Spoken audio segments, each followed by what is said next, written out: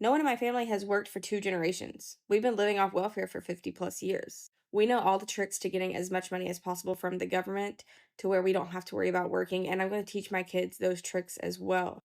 If for whatever reason they decide they want to work one day, that's fine with me. They don't have to put their middle names on their job application, and they all have normal first names. Their first names are Clydia, Jenna, and Harry. It's only when you say their first and middle name at the same time that you can tell that they're genital themed, like Clydia Doris, Jenna Talia, Harry Peter. Same thing goes with all the people saying they'll get made fun of at school.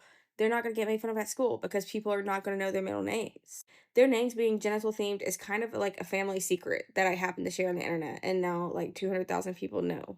But I promise you that the names I gave my children are not going to hold them back in life. They are going to thrive living off of welfare. I also just want to note that our God-given surname is Theaz, which sounds like the ass. So I think God is in on this. A good amount of that was obviously said in jest, but obviously to raise your child, let's say, exclusively to live off of the government teat, basically government daddy, is absolutely diabolical. And I do think that that is probably something that consistently happens throughout certain communities in the United States of America. Me and my family are getting evicted. Are you happy? Are you happy for reporting me to DHS? Are you happy for getting my Section 8 taken away? Are you happy that my food stamps are cut off? That my cash benefits are cut off?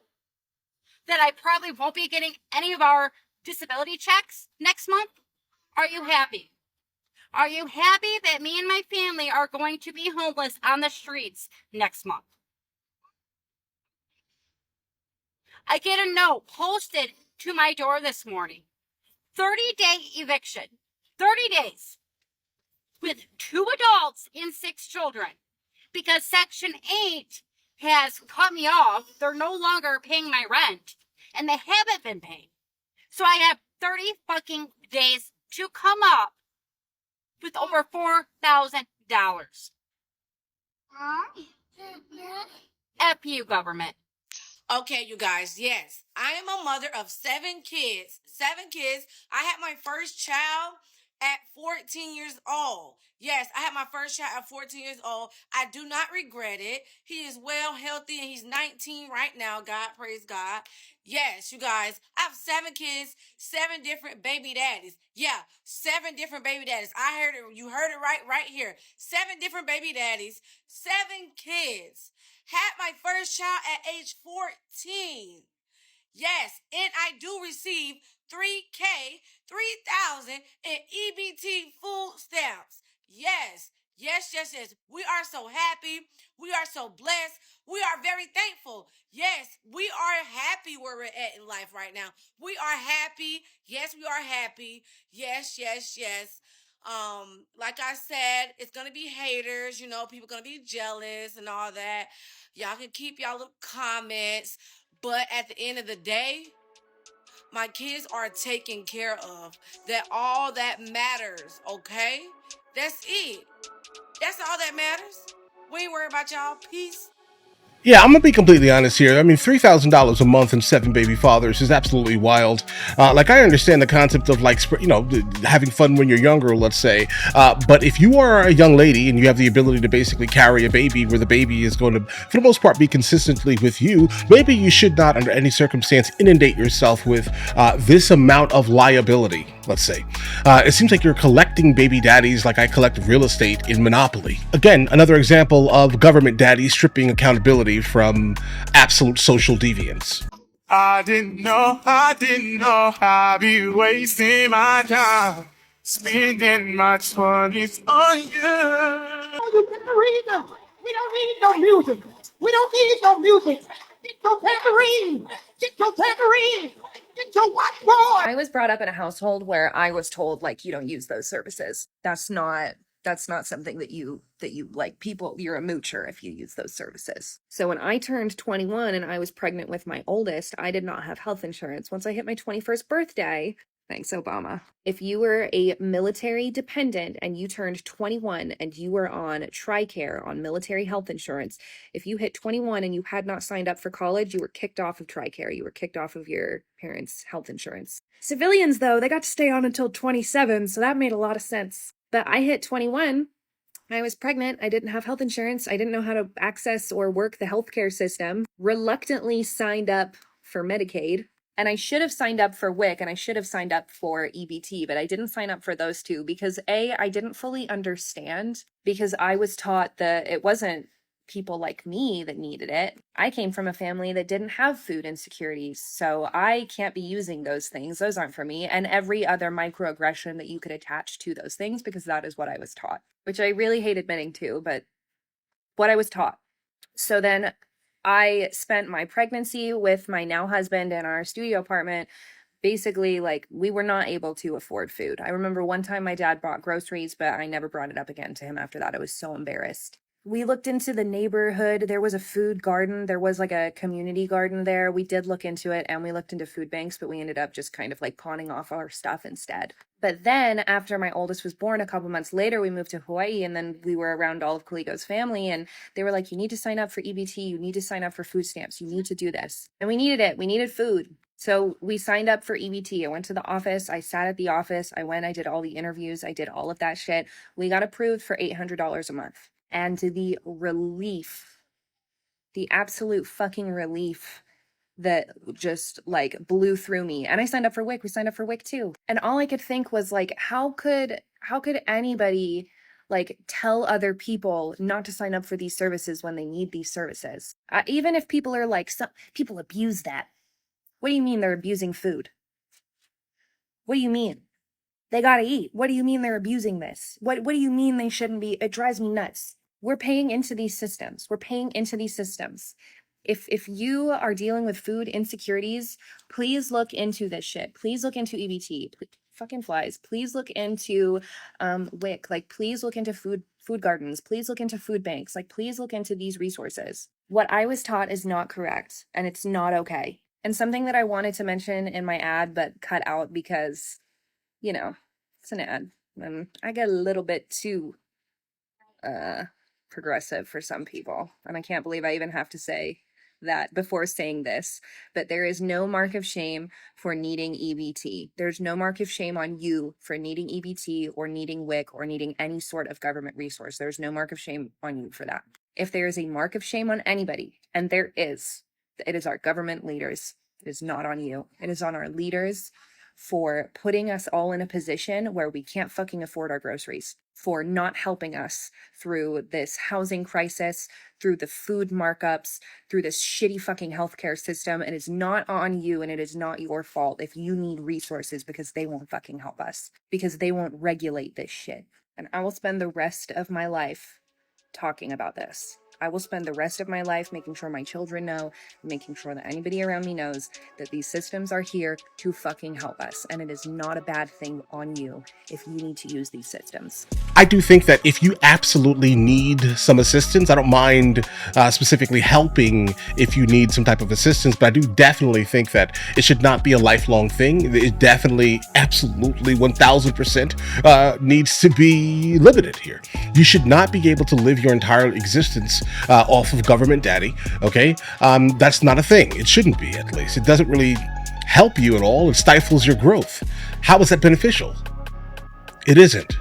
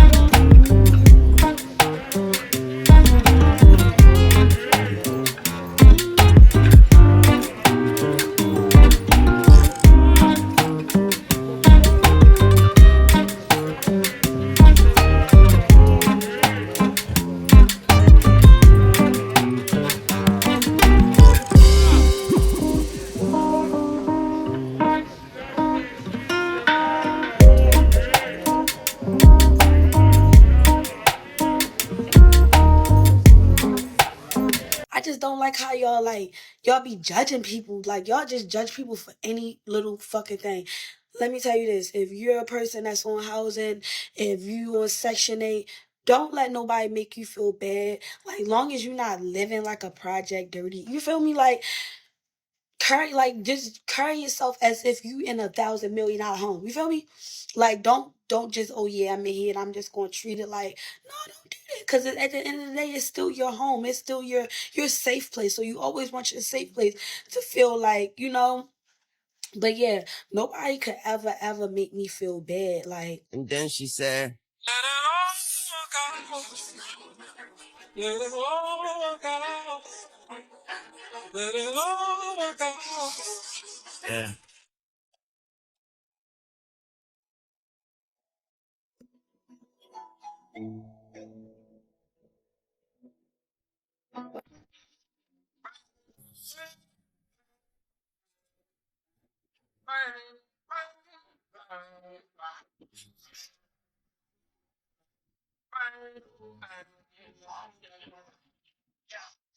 I get a letter from disability. I've had this for a few days now. I decide to open it up. All 6 of my kids are on disability. They have been on disability since they were born. I have been on disability for a little over 15 years.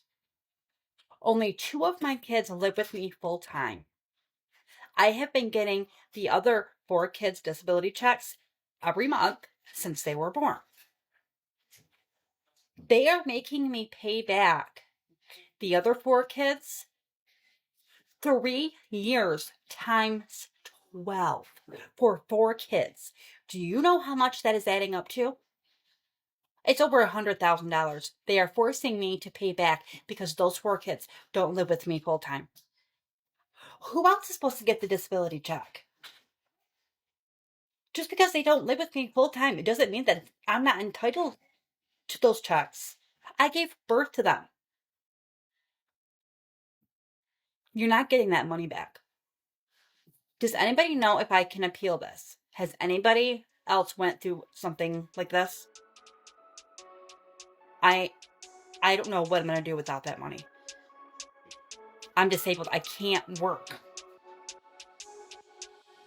The entitlement is absolutely crazy, and it's interesting because this is probably one of the more current, modern day, contemporary, famous welfare queens, like in the United States of America. She easily is, I would say, right? And the ability to basically think that you deserve these entitlements, let's say, while driving the type of cars that we know that she drives. If you follow along her stories, you start to realize that she drives a couple of luxury vehicles. Okay, how are you able to afford that when we still got to give you all this money and the kids aren't even in the household? You're taking advantage of the government. You deserve to definitely be cut off. And she's an easy example of some of the ones who are generally the loudest that are taking money specifically from either welfare or any type of Section 8 entitlement. What the hell? What the hell? What the hell? What the hell? What the hell? What the hell? What the hell? Barry? What the hell? Burton? What the hell? Brian James? What the hell? Cyrus?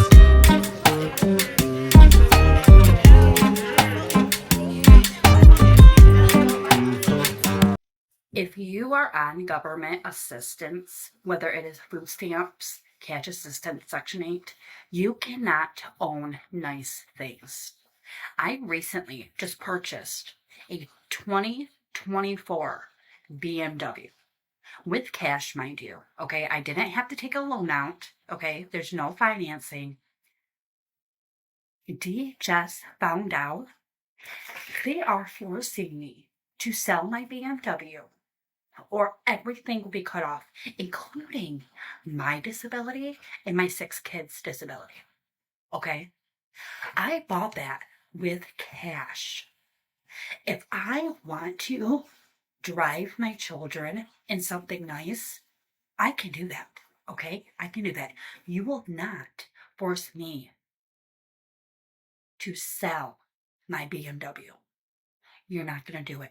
And I will continue to claim government benefits. State of Michigan, you're not doing it. I personally don't agree with a lot of things Trump is saying, but this one specific thing makes sense to me. To all the people that's on Section 8, he is giving y'all 2 years to get on your feet. Trump said stop being dependent and become independent. I agree. I'm not no hating ass bitch. I'm not knocking nobody's situation. But if you really think about it, Section 8 is only to assist you to get on your feet. Section 8 is a stepping stone to get you on your feet. Section 8 is not something you should depend on for the rest of your life. Government assistance is not something you should depend on for the rest of your life. Keyword, assistance, to assist you. Y'all done got too comfortable.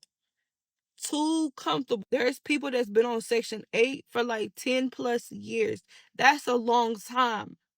Within that amount of time, you should have a lot of money saved up in your bank account, in your savings account. Y'all too busy buying the newest shoes, buying the hottest cars, trying to keep up with the trend, buying designer purses, buying designer clothes, but you're in public housing. If you can buy designers, you can pay your house rent without assistance. Let that sink in. If you can buy designers, you can pay your house rent without assistance. I mean, I get it. There's a lot of single mothers out here also that need those type of assistance. But if you just comfortably living off Section 8 and don't care, that's crazy to me. That's the reason why nobody else can get in, because y'all be on Section 8 for years. Y'all not thinking outside the box. Y'all being so dependent. Stop being so dependent and let's become independent. Guys, I'm actually so glad that we actually found one of these videos where there is someone moderately coherent. Like, hey, listen, bro, you're trying to keep up with the Joneses, let's say, by buying all types of luxury and designer items and objects, and you have the new iPhone every time it basically drops, but you need to remain on some type of government assistance? Why? Like, why do you? Under no circumstance should you actually be allowed to do that, guys. Now, definitely, there are some absolute deadbeat fathers out there. Hopefully, they're actually deadbeats and not suffering from some type of parental alienation, where they're basically being called deadbeats, but they're fighting really hard. But the wife or the woman specifically doesn't want them in the kid's life because they don't want to be with them. Let's say a lot of the times, though, deadbeats are guys who the women have ran off. All right, understand that. They should obviously be looking to take care of their kids, absolutely, but you need to make it so they can actually take care of their kids, guys, okay? I think if that was understood a little bit better, then there definitely would be a lot less people, let's say, on any type of government assistance. But again, this is just my opinion here, guys. So here's part 2 of how I got kicked off Section 8 with 7 children and a husband. So I believe I told y'all. So I've been on the waiting list since 2009. I didn't get it until 2002. Yeah, 2002.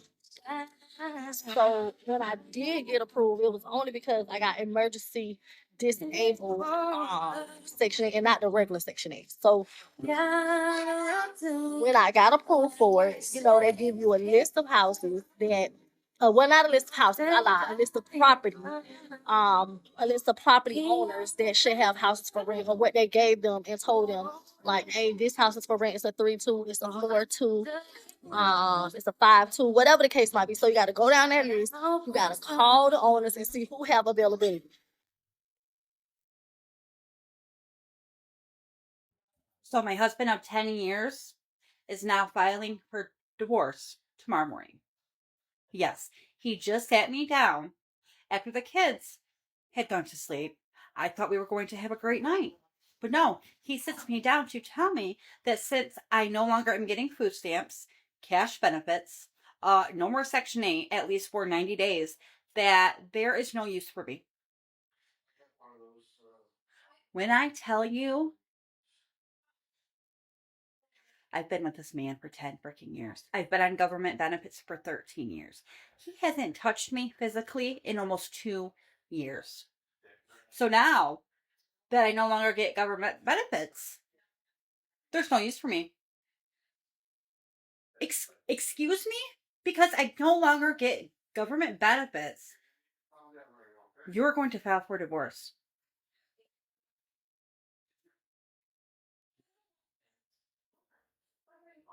The good thing about having Section 8 is it does go with your income. So if your income is up here, you pay some rent, you just don't pay the market rent. If your income is down here, then you pay a smaller amount of rent. But still, it's the income that matters. So if you qualify for the lowest income, that means your income is that low that you don't have to pay regular rent. You qualify as low income. So what that means is, obviously, if your rent is that low that you don't have to pay rent, that means you don't have enough money to pay your bills either. Your other bills that you might have, that's the hard part about being low income. You don't have enough income to actually live. But if you do, your income is up here and you're paying rent, your income is still not above the low income mark, which disqualifies you from being low income or Section 8. So it's up here, but it's not above. And when it's up here, that means, okay, you have enough now that you can pay your rent. You might not be able to pay your other bills, but you at least can pay rent. That's what that is. And that's where a lot of people are. They have enough money just to pay their living expenses, to pay their rent, maybe their lights, maybe a little phone bill, maybe a little car note. I don't know. But after that, that's it. That's it. So I really wish people would stop saying, like, oh, you on Section 8, it must be nice to live free. It's not free. My little check, once the bills is paid, ain't nothing left. It ain't much left. So am I appreciative of it? Yeah. Do I wish I had more income to disqualify me from being low income? Yes, I do. That way, my income be up here. That means I could pay my rent and all my bills and not be low income. But especially being a single mom, like, I'm low income, real low. And one day that's gonna change, but right now it's low. It's low. I got to get ready for work right now. But yeah. Okay, so did y'all hear that Trump is planning on slashing housing programs and cutting funding for housing programs and just cutting Section 8 altogether? Okay, so I'm gonna give you the rundown. I have it on my notes because it's a lot. Okay, so it says Trump's 2026 budget plan would cut section housing by 43%, affecting 2.3 million households. He's giving control to the states through block grants, which I don't understand how that will work. Yeah. Okay. So he's giving control to the states. And then also, lastly, it says, so you know how when you get on Section 8, you can be on there for however long? Well, he is capping that at 2 years for able bodied people. What that means is if you are able to work, right? There's nothing wrong with you physically to where like you don't have any issues at all. You can only be on Section 8 for 2 years. After your 2 years, you have to do what everybody else does. Okay. And then lastly, the most important thing that people were concerned about was homelessness, because there's up 2.3 million people. Yeah.